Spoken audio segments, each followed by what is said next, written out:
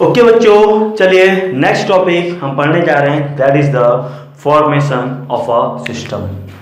Next is your formation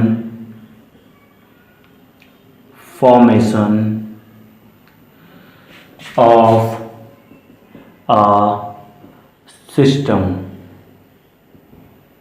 formation of a system, इसका क्या मतलब है आइए समझते हैं। देखिए, सिस्टम आपका 2 charge particle, 3 charge particle, 4 charge particle, n charge particle से मिलके बन सकता है। For example this is Q1 and ये Q2 लेके आया मैं, तो Q1 Q2 के मिलने से ये सिस्टम क्रिएट हुआ। This is the system of 2 charges. Similarly triangle के कॉर्नर्स पे 3 चार्जेस रख दीजिए, Q1 Q2 Q3, वो क्या बनेगा आपका सिस्टम विथ 3 चार्जेस। ऐसे ही आप स्क्वायर के कॉर्नर पे रख दीजिए, सिमिलरली आप क्यूब के कॉर्नर पे रख लीजिए, क्यूबॉइड के कॉर्नर पे, एनी शेप टेट्राहेड्रल पे रख लीजिए, किसी भी शेप पे, तो सिस्टम बन जाएगा उतने चार्जेस का। तो यहाँ पे formation of system, system means 2 का, 3 का, 4 का, उनका फॉर्मेशन हम देखने जा रहे हैं। अब सिस्टम फॉर्मेशन मतलब यहाँ पे हम क्या स्टडी करने जा रहे हैं, यहाँ पे हम we are going to find out to calculate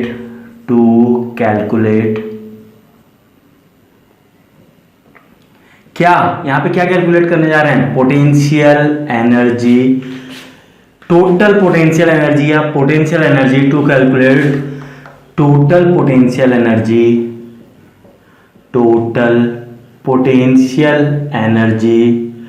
of the system.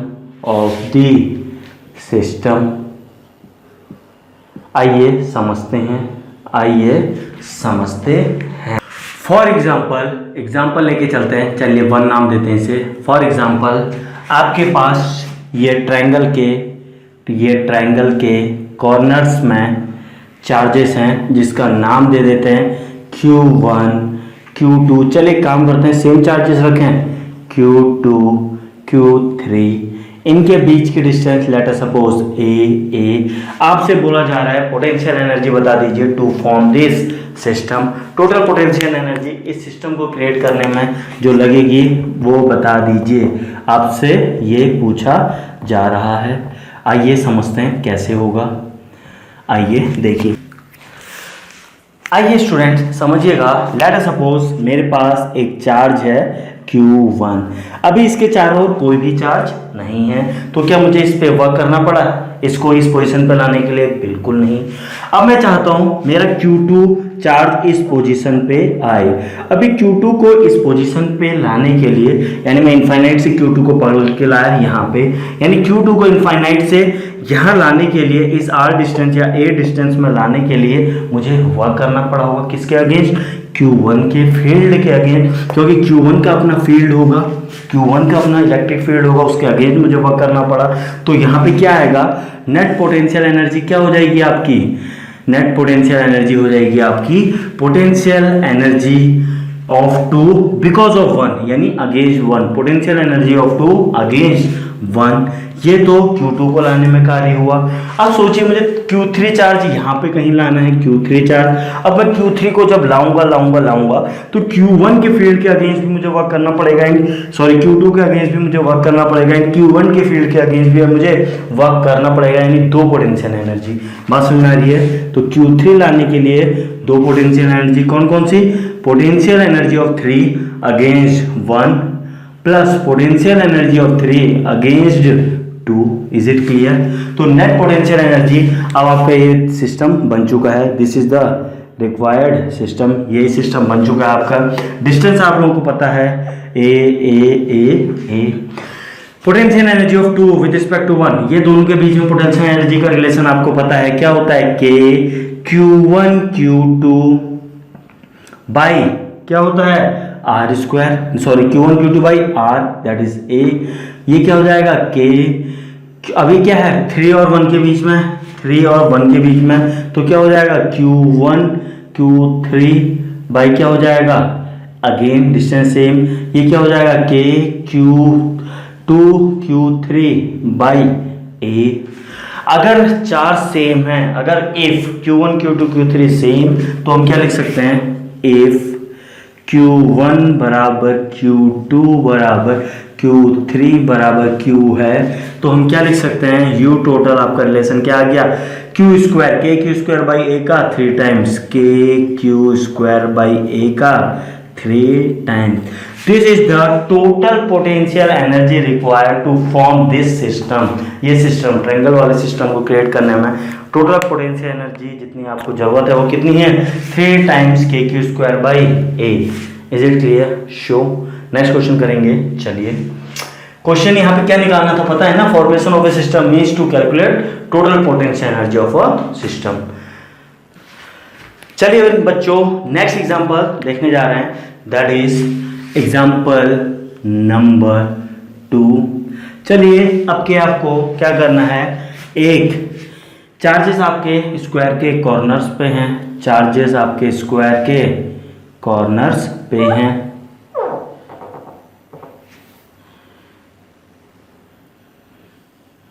एक यहाँ पे, एक यहाँ पे, एक यहाँ पे, एक यहाँ पे, सबके बीच में डिस्टेंस क्या है, ए। इसका नाम Q1, इसका नाम Q2, इसका नाम Q3, इसका नाम Q4। इस सिस्टम को फॉर्म करने में, इस सिस्टम को फॉर्म करने में बता दीजिए टोटल पोटेंशियल एनर्जी यानी टोटल एक्सटर्नल वर्क मुझे कितना करना पड़ेगा। आइए समझिए। देखिए सबसे पहले Q1 कोई वर्क नहीं करना पड़ा, टोटल पोटेंशियल एनर्जी को क्या लिखूंगा, अब Q1 आपका, आइए समझते हैं, यहाँ पे आ चुका है Q1। अब मुझे Q2 लाना है, Q2 लाना है तो क्या, Q2 को लाने के लिए मुझे Q1 के अगेंस्ट ही काम करना पड़ा, यानी क्या हो जाएगा, potential energy of 2 against 1। This is the first term. अब मैं Q3 चार्ज को लेके आ रहा हूँ, अब मैं Q3 चार्ज को लेके आ रहा हूँ, this is the Q3 charge. अब जब मैं Q3 चार्ज लाया तो मुझे इसके फील्ड के अगेंस्ट और इसके फील्ड के अगेंस्ट काम करना पड़ा, तो Q3 जब मैं लाया तो मुझे 2 के अगेंस्ट काम करना पड़ा, तो 2 के अगेंस्ट यानी 2 term, potential energy of 3 against 1 and potential energy of 3 against 2, 3 की against 1 and against 2। Is it clear? चलिए नाउ पोटेंशियल, अब मैं चौथे चार्ज को लेके आया, अब मैं चौथे चार्ज को लेके आया, दैट इज द Q4। चौथे चार्ज को जब मैं लाऊंगा क्या होगा, तो मुझे इसके फील्ड के अगेंस्ट वर्क करना पड़ेगा, इसका अपना फील्ड होगा उसके अगेंस्ट वर्क करना पड़ेगा, इसका अपना फील्ड होगा उसके अगेंस्ट वर्क करना पड़ेगा। दैट मीन्स Q4 को लाने के लिए मुझे इन तीनों के फील्ड के अगेंस्ट वर्क करना पड़ेगा, यानी 3 टर्म और आएंगे, प्लस क्या, potential energy of 4 against 1, potential energy of 4 against 2, potential energy of 4 against 3। Is it clear? Total कितने टर्म आ गए, 6 टर्म आ गए। आइए सबकी पोटेंशियल एनर्जी लिखिए और आंसर आपके हाथ में है। Potential energy of 2 with respect to 1, distance है a, कितनी हो गई, मान लेते हैं सेम चार्ज है Q1 Q2 Q3, तो क्या आ गया, k Q square by a। Potential energy of 3 with respect potential energy U31 कितना हो जाएगा, U31, डिस्टेंस कितनी है इनके बीच में, अगर ये A है ये भी A है तो ये डिस्टेंस कितनी हो जाएगी, ये डिस्टेंस कितनी हो जाएगी, √2a, यही हो जाएगी। तो क्या हो गया, k Q square by √2a, 3 2 कितना हो गया again, k Q square by a, 4 1 same term, k Q square by a, 4 और 2 क्या आ गया, k Q square by √2a। Fifth term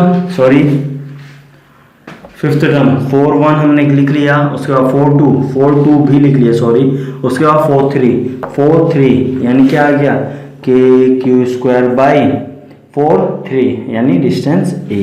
तो आंसर आपका क्या आ चुका है, k Q square by a सब जगह कॉमन है, k Q square by a सब जगह कॉमन है, 1 टर्म 2 टर्म 3 टर्म 4 टर्म तो ये हैं तो +4 एंड √2a वाले कितने टर्म हैं, 2 टर्म हैं, तो 2/√2 मतलब क्या हो गया, √2। Is it clear? तो इस प्रकार आपने टोटल पोटेंशियल एनर्जी निकाल दी यानी this is the total potential energy जो आपको जरूरत है, this is the total work done जो आपको करना पड़ेगा टू फॉर्म दिस सिस्टम। तो पोटेंशियल एनर्जी का मतलब क्या है, कितना वर्क डन हमें करना पड़ेगा ताकि हम ये सिस्टम क्रिएट कर पाए। क्लियर है। अब देखिए इंटरेस्टिंग बात यहाँ पे तो चलिए पहले 3 चार्ज थे, अब 4 चार्ज। अब एक बात सोचिए, स्क्वायर के कॉर्नर्स यानी 8 चार्ज, 4 चार्ज को लिखने में 6 टर्म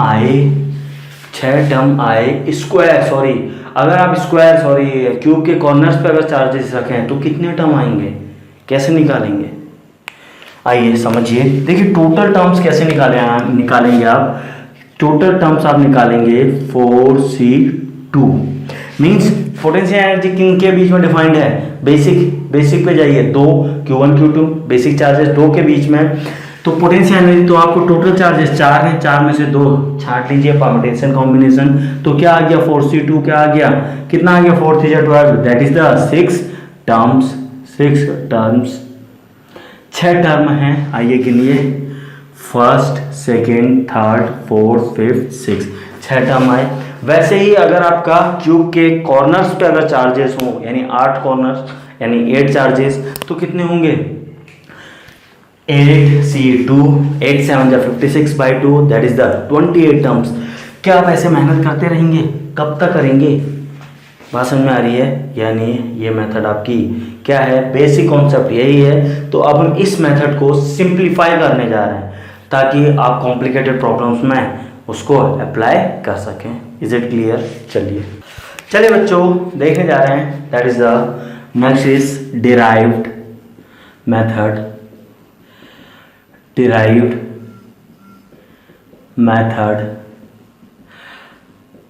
अब ये डिराइव्ड मेथड क्या है, बस एक इजी मेथड है ताकि आपकी कॉम्प्लिकेटेड प्रॉब्लम आसान हो सके। आइए समझिएगा डिराइव्ड मेथड। आइए बेसिक एग्जांपल लेते हैं, ट्रायंगल का एग्जांपल ले लेते हैं। ट्रायंगल के एग्जांपल अगर आपको याद हो तो क्या था, ट्रायंगल के एग्जांपल में क्या था, यहाँ पे चार्ज था Q1, यहाँ पे चार्ज था आपका Q2, यहाँ पे चार्ज था आपका Q3, डिस्टेंस थे A।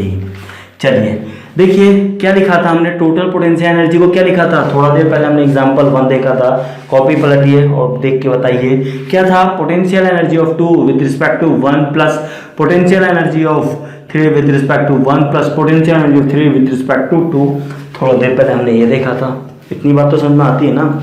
अब एक बात बताइए, potential energy of 1 U12, potential energy U12 मतलब पोटेंशियल एनर्जी 1 और 2 चार्ज के बीच में, potential energy U21 potential energy charge 2 और 1 के बीच में। तो कहने का मतलब ये है U21 लिखें या U12 लिखें, बात एक ही है। 21 क्या दिखा रहा है, चार्ज 2 चार्ज 1 के बीच की पोटेंशियल एनर्जी, बात समझ में आ रही है। तो U21 लिखूं या U12 लिखूं, बात एक ही पढ़ने वाली है। Is it clear.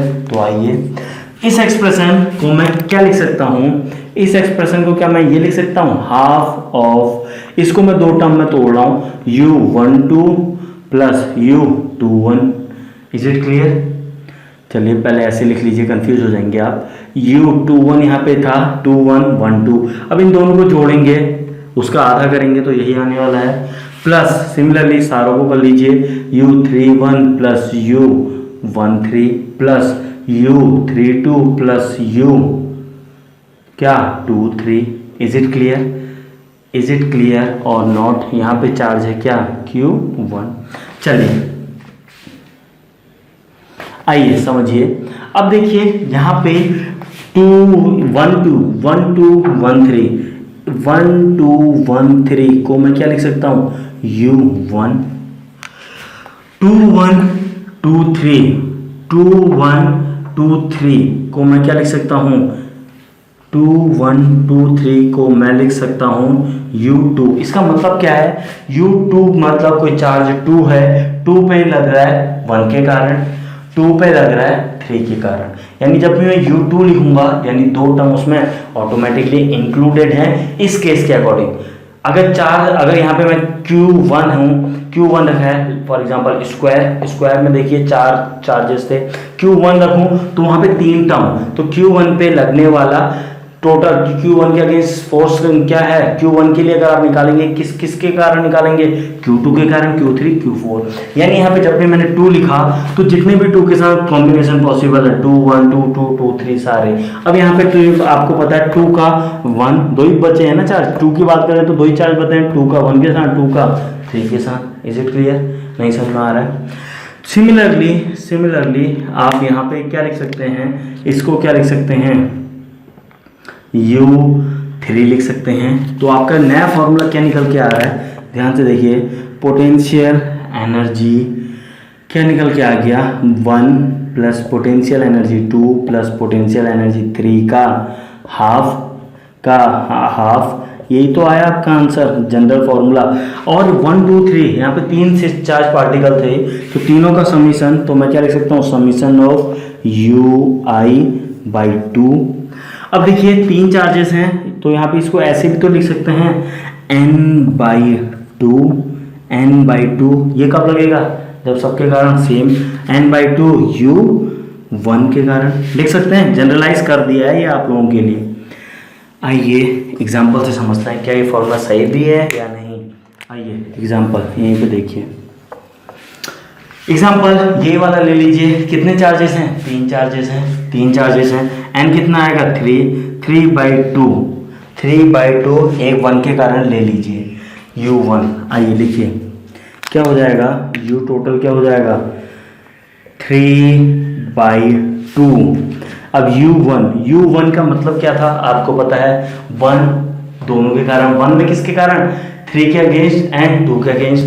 ये 2 चार्ज यहाँ पे रखे हुए हैं लेट अस सपोज। अब 1 को आप यहाँ पे लाना चाह रहे हैं तो 1 को किस के अगेंस्ट करना पड़ेगा, 3 के अगेंस्ट एंड 2 के अगेंस्ट। तो 1 के अंदर क्या है, U1 मतलब 2 चार्ज, 2 के कारण। तो 1 के कारण होता है KQ²/A, तो ट्वाइस 2 के कारण ट्वाइस KQ²/A। 2 से 2 कैंसिल। याद करिए आंसर क्या आया था, देखिए क्या आंसर आया था, वॉज दिस आंसर सेम, क्या ये आंसर वही है जो थोड़ा देर पहले आया था। तो इस प्रकार हमने इसको जनरलाइज्ड मेथड बना दी। अब इसी को हम एक प्रॉब्लम में अप्लाई करने जा रहे हैं, थोड़ा सा कॉम्प्लिकेटेड प्रॉब्लम, लाइक क्यूब के कॉर्नर्स पे डील करते हैं। आइए चलिए बच्चों, ब्यूटी देखने जा रहे हैं इस मेथड की, ब्यूटी ऑफ दिस मेथड। अब समझेंगे आप इस कॉम्प्लिकेटेड प्रॉब्लम को कैसे आसान कर देता है। दिस इज आपका क्या बनाया जा रहा है, दिस इज बता भी दो क्या है ये,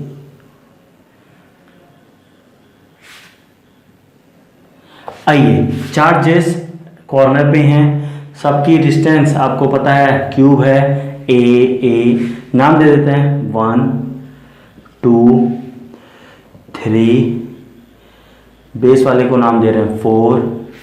आइए ऊपर आ जाइए, 5 6 7 एंड 8। आपको डिस्टेंस तो पता है ए।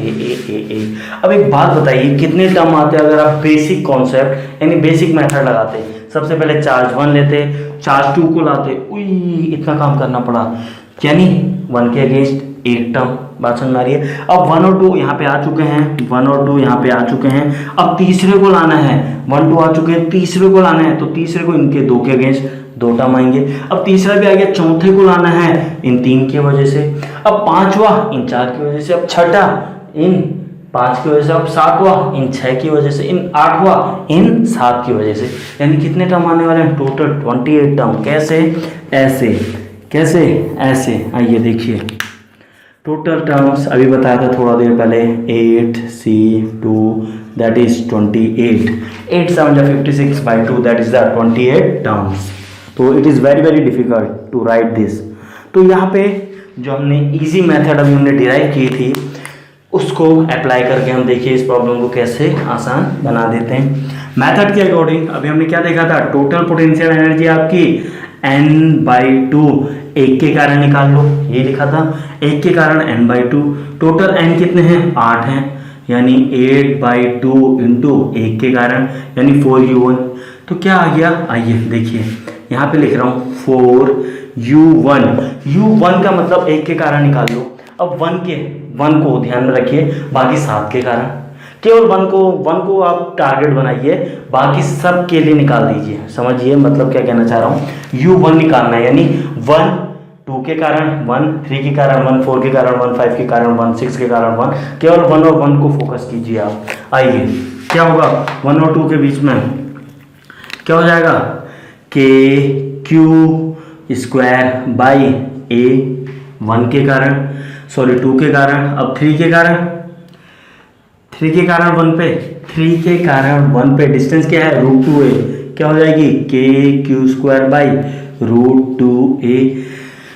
4 के कारण 1 पे डिस्टेंस क्या है a है, तो क्या हो जाएगा के क्यू स्क्वायर बाई a। इसके बाद 5 के कारण 5 इस कॉर्नर पे है, 1 इस कॉर्नर पे है, 1 इधर है 5 उधर है, डिस्टेंस कितनी है इन दोनों के बीच में √3a, तो क्या हो जाएगा के क्यू स्क्वायर बाई √3a। तो ये 5 के कारण आ गया। अब 6 के कारण 6 और 1 के बीच में डिस्टेंस √2a है, तो क्या आ गया के क्यू स्क्वायर बाई √2a, 6 हो गया। अब 7 और 1 यानी a डिस्टेंस है, तो क्या आ गया के क्यू स्क्वायर बाई a। अब 8 और 1 के बीच में डिस्टेंस निकाल सकते हैं या नहीं निकाल सकते हैं, इस सरफेस में है दोनों, दैट इज द √2a, क्या आ गया के क्यू स्क्वायर बाई √2a। क्या टफ था, सॉल्व कीजिए।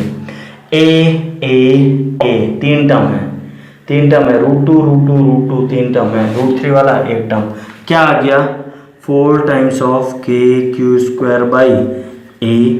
अंदर क्या आया 3 टर्म है ए वाले जिसका बेस ए है, 3 टर्म है √2 वाले 3 बाय √2, 3 टर्म है ना, प्लस 1 बाय √3 वाला 3 3 6 एक ही है, तो क्या आपका आंसर आ चुका है। अब एक बात बताइए, अगर आप बेसिक कॉन्सेप्ट से अगर जाते तो 28 टर्म्स लिख भी पाते, और कब कैलकुलेट करते कब आंसर आता, आपका एक लाइन में आंसर आ चुका है। तो this was the beauty of this method. तो कहने का मतलब है अभी भी बेसिक कॉन्सेप्ट ही आपके सब कुछ हैं, बस कॉम्प्लिकेटेड प्रॉब्लम को सॉल्व करने के लिए आप इस मेथड को अप्लाई करेंगे, अदरवाइज सिंपल प्रॉब्लम के लिए बेसिक कॉन्सेप्ट से चलिए, आपके कॉन्सेप्ट रसद होंगे। Is that okay? कोई प्रॉब्लम? अगर फिर भी कोई प्रॉब्लम आपकी रह जाती है, कोई डाउट आप लोग पूछना चाहते हैं, तो आप कमेंट बॉक्स में या मेल कर सकते हैं पर्सनली। ओके बच्चों, नेक्स्ट हम लोग पढ़ने जा रहे हैं कंजर्वेटिव फोर्स आइडेंटिफिकेशन। मींस आप लोग ये चेक करने जा रहे हैं, कोई फंक्शन दिया हुआ है आपको फोर्स का F = xyi plus something something j, इस टाइप का कोई फंक्शन दिया है, आपको बताना है whether this force is conservative और नॉट। कंजर्वेटिव मींस ऐसा फोर्स जिसका वर्क डन किस पे डिपेंड करता है, पाथ पे डिपेंड करता है, that force is the conservative force, नहीं नॉन कंजर्वेटिव फोर्स। बात समझ में आ रही है? कंजर्वेटिव फोर्स में वर्क डन पाथ पे डिपेंड नहीं करता है। तो कॉम्प्लिकेटेड फंक्शंस आपको दिए रहते हैं, आप लोग पहचान नहीं पाते हैं whether this function will be conservative और नॉट। तो आइए सीखते हैं कैसे आप लोग पता करेंगे। तो topic is your identification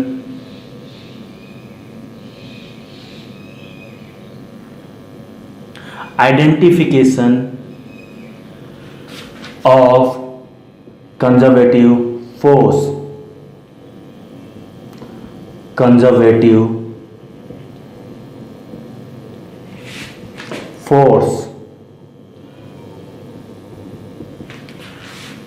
identification of conservative force. आइए समझिएगा कैसे आप लोग पहचानेंगे। फॉर एग्जांपल आपको एक फोर्स का फंक्शन दिया हुआ है, late us suppose F = y² i plus 2xyj। अब आपको बताना है ये फंक्शन जो फोर्स का दिया है ये कंजर्वेटिव है या नहीं। कैसे चेक करेंगे, आइए पहले कॉन्सेप्ट सीख लेते हैं। आइए 3 पॉसिबल केसेस हैं, 3 possible cases. The first one, अगर आपका F कांस्टेंट है, यदि आपका फोर्स कांस्टेंट है, फोर्स कांस्टेंट है, late us suppose F = 5 Newton, जब कांस्टेंट है that means independent of path, directly देखते ही बोल सकते हैं, implies independent of path,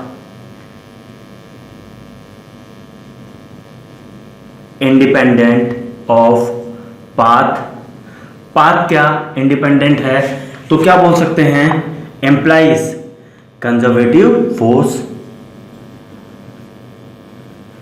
employees क्या हुआ, ये कंजर्वेटिव आपका है। Is it clear?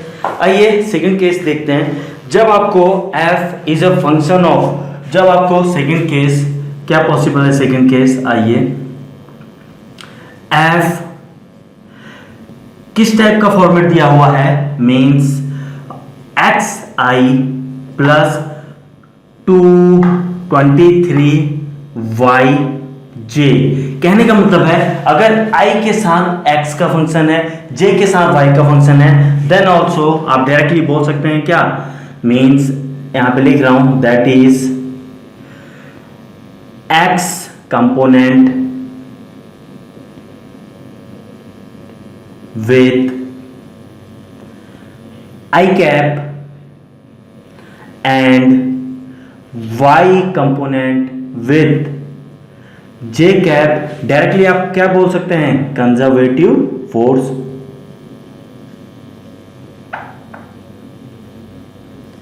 Conservative force. आइए मिक्स मत कीजिएगा, तीसरा केस देखने जा रहे हैं, थर्ड केस अपन लोग देखने जा रहे हैं। आइए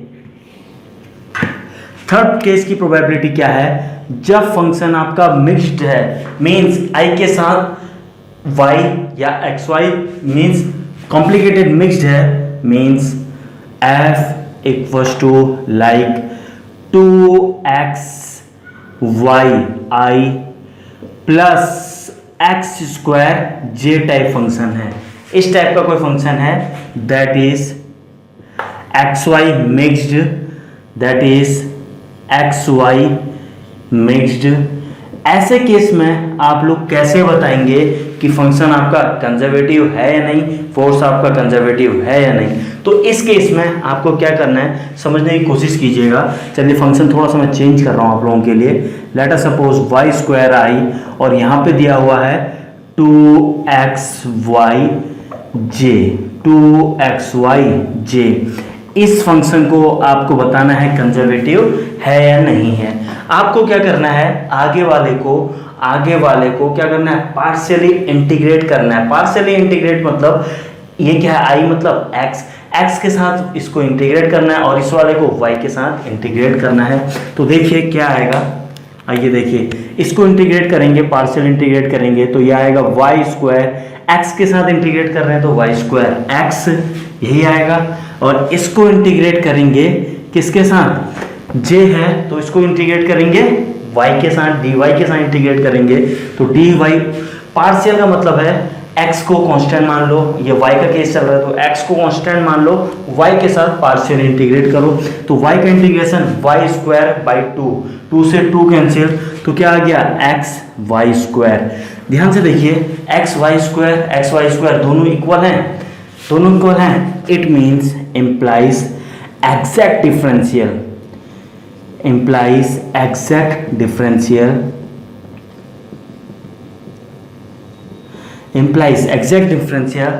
ऐसे केस में आप बोल सकते हैं क्या, फंक्शन क्या है आपका, इम्प्लाइज कंजर्वेटिव वाला केस है, इम्प्लाइज कंजर्वेटिव।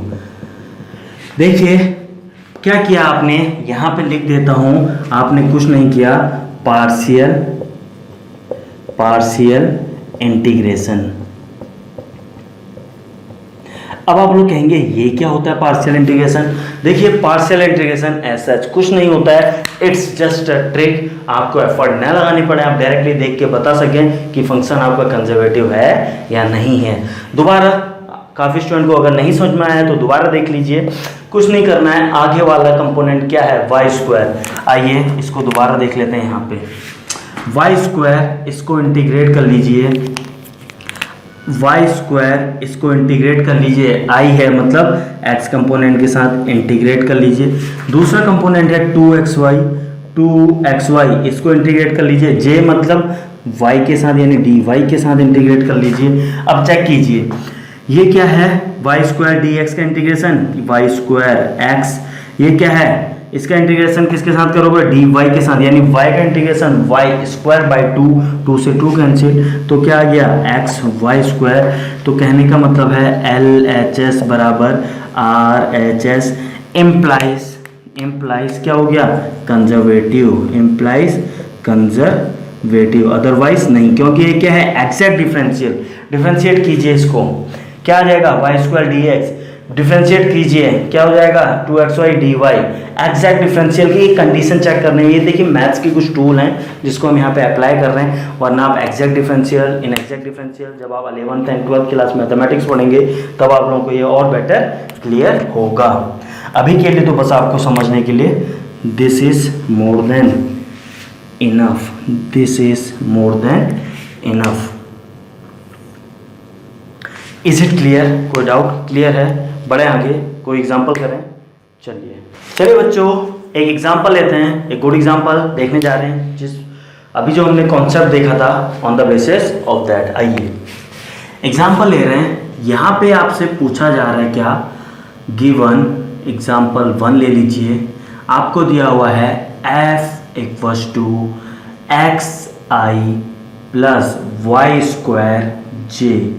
आपसे दिया हुआ है आपको potential energy at 1,2 is let us suppose 10 joule. आपसे पूछी जा रही है पोटेंशियल एनर्जी एट मान लीजिए 4,5 पे बता दीजिए, यानी फोर्स दिया हुआ है, पोटेंशियल एनर्जी पूछी जा रही है, या पोटेंशियल एनर्जी दी है, फोर्स आपसे पूछा जा सकता है, यानी घूम फिर के इंटरडिपेंडेंसी आपसे पूछी जा रही है फोर्स और पोटेंशियल एनर्जी में। आप लोगों को पता है क्या है कंजर्वेटिव फोर्स, फोर्स से वर्क डन कैसे निकालते हैं, और अगर आपका फोर्स पाथ पे डिपेंड नहीं करता है कंजर्वेटिव फोर्स, सॉरी तो क्या हो गया कंजर्वेटिव फोर्स, तो वर्क डन कंजर्वेटिव आप क्या लिख सकते थे, चेंज इन पोटेंशियल एनर्जी। जिस स्टूडेंट को ये कॉन्सेप्ट पता है उसके लिए प्रॉब्लम कोई बड़ी प्रॉब्लम नहीं है। आइए पहले कॉन्सेप्ट सीखते हैं, आइए कॉन्सेप्ट सीखते हैं। यहाँ पे कॉन्सेप्ट क्या है, कॉन्सेप्ट ये है आपका, आप लोगों को पता है, अब मैं बार बार नहीं बताऊंगा। चेंज इन पोटेंशियल एनर्जी क्या था, वर्क डन कंजर्वेटिव, यही था या माइनस टाइम्स था, माइनस टाइम्स, चलिए यहाँ लगा लीजिए, बात एक ही है, minus del u equal to डब्ल्यू। अब डेल यू क्या होता है, u final minus u initial, एक माइनस पहले से लगा है तो क्या आ जाएगा u initial minus u final. Work done conservative force into displacement यानी f dot d r, that's all. जिस स्टूडेंट को ये रिलेशन पता है तो उसके लिए ओके बच्चों। अब आप लोगों के मन में आ रहा होगा ये डी आर क्या है। My dear friend, r is displacement vector, that is nothing but x i plus y j. तो कहने का मतलब है तो डी आर आपका क्या हो जाएगा, डी आर वैक्टर क्या हो जाएगा, डी आर डिफ्रेंशिएट कर दीजिए D x i plus d Y जे, यानी आपको डी आर की जगह क्या रिप्लेस करना है, D x i plus d Y जे। आइए करते हैं इस प्रॉब्लम को। देखिए ये आपका कंजर्वेटिव वर्क डन के लिए लगा है, यानी आपका ये जो रिलेशन है कंजर्वेटिव फोर्स अगर होगा तभी आप अप्लाई कर पाएंगे। तो आपका पहला काम क्या बनता है, ये फोर्स जो दिया है ये कंजर्वेटिव है भी या नहीं। अभी आपको थोड़ा देर पहले सिखाया था कंजर्वेटिव फोर्स कैसे चेक करेंगे, तो 30 सेकेंड, नॉट 30 सेकेंड, 5 सेकेंड लीजिए और बता दीजिए जल्दी से ये कंजर्वेटिव है या नहीं। काफ़ी स्टूडेंट तो पेज पलटने लगे, सोच में पड़ गए, अरे माय डियर फ्रेंड अभी क्या बताया था, अगर आई कंपोनेंट में केवल x का ही फंक्शन है, j में केवल y का ही फंक्शन है, तो वो क्या होगा कंजर्वेटिव, ये बताया था। तो this is the case of conservative force. तो ये कंजर्वेटिव है, ये क्या है आपका कंजर्वेटिव, तो हम ये रिलेशन लगा सकते हैं conservative, this is the conservative. आइए डील करेंगे u इनिशियल u i minus u f, u i minus u f equals to f dot d are.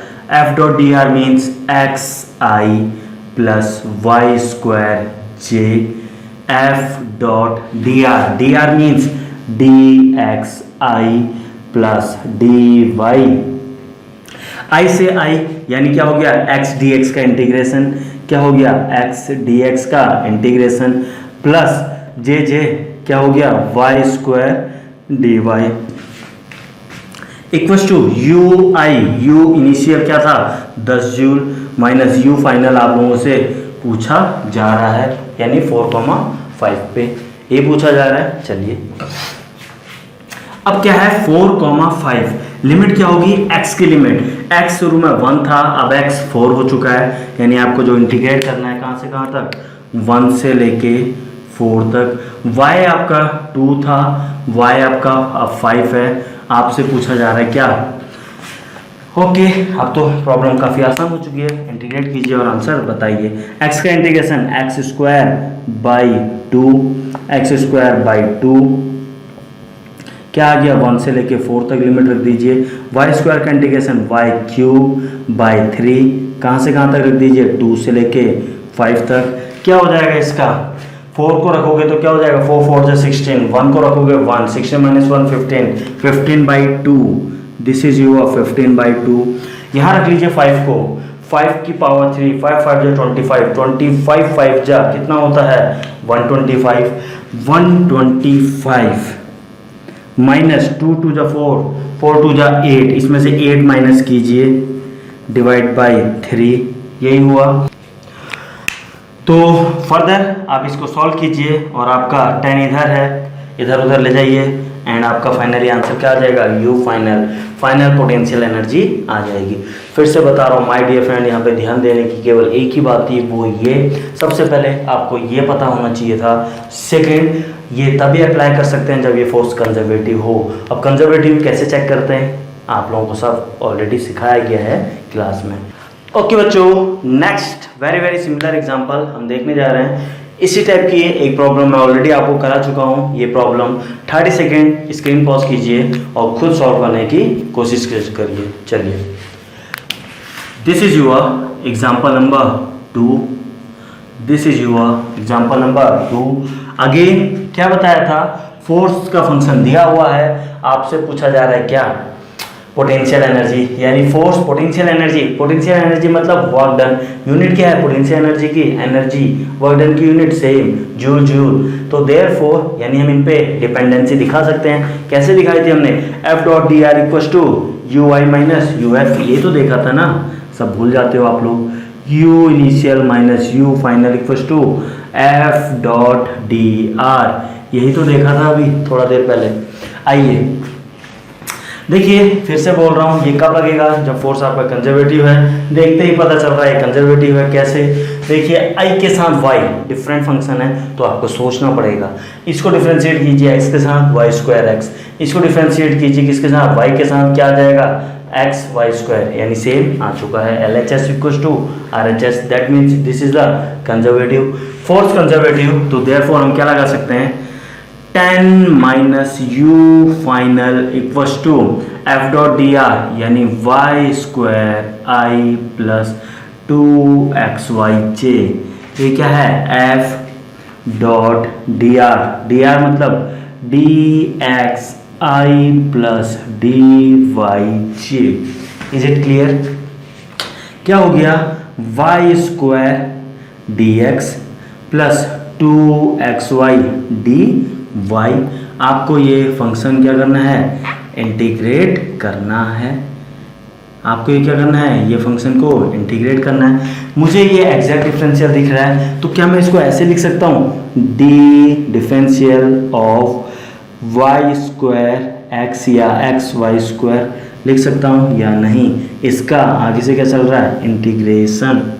इसका क्या चल रहा है आगे से, इंटीग्रेशन, यही चल रहा है। देखिए कैसे डिफरेंशिएट किए, डी मतलब डिफरेंशिएशन, डिफरेंशिएट कीजिए एक्स के साथ तो क्या आएगा y square d x, y square d x. अब वाई के साथ डिफरेंशिएट कीजिए, क्या आएगा 2y 2xy dy 2xy dy, यानी हमने जो लिखा है सही लिखा है। अब देखिए इसको मैं क्या ऐसा लिख सकता हूँ, इक्वल्स टू डी समथिंग जी मान लीजिए। अब आप कहेंगे जी क्या है, आपने ये जी माना है g equal to x y square, यानी आपको इसको इंटीग्रेट करना है, इस डी जी को इंटीग्रेट करना है। कहाँ से कहाँ तक करोगे, जी के टर्म्स में डी जी है तो जी के टर्म्स में लिमिट डालोगे तो शुरू में क्या था एक्स वाई, क्या था शुरू में था एक्स वाई 1 2, एक्स वाई शुरू में क्या था 1 2, एक्स 1 वाई 2 डालिए, 1 इंटू 2 2 टू जा 4। उसके बाद फाइनल में एक्स वाई कितना है एक्स 3 वाई 4, एक्स 3 वाई 4, यानी क्या आ गया 4 4 जा 16, 16 2 जा 32, 16 3 जा 48। तो कहाँ से कहाँ तक इंटीग्रेट करेंगे, यहाँ से यहाँ तक, क्या हो गया 48 माइनस 4 कितना हो गया 44। आपका आंसर आ चुका है 10 माइनस uf।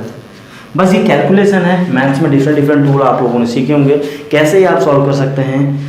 एक मेथड मैंने बता दी, बाकी आपकी क्रिएटिविटी। तो 10 minus u final equals to क्या आ गया 44, यानी u फाइनल आपका क्या आ गया 10 minus 44 means 34 joule. Is it clear, this is the answer. और करेंगे प्रैक्टिस प्रॉब्लम और करेंगे, चलिए नोट कर लीजिए।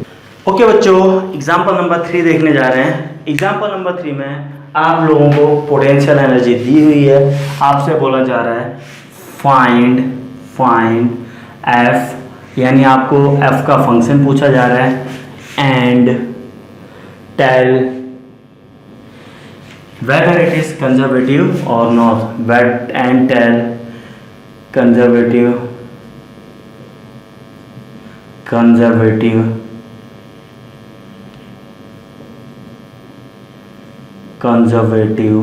और नॉट। फोर्स आपका कंजर्वेटिव है या नहीं है, आप लोगों को क्या ये बताना है। अब फोर्स कंजर्वेटिव है या नहीं पहले ये तो पता होना चाहिए, फोर्स का फंक्शन है क्या।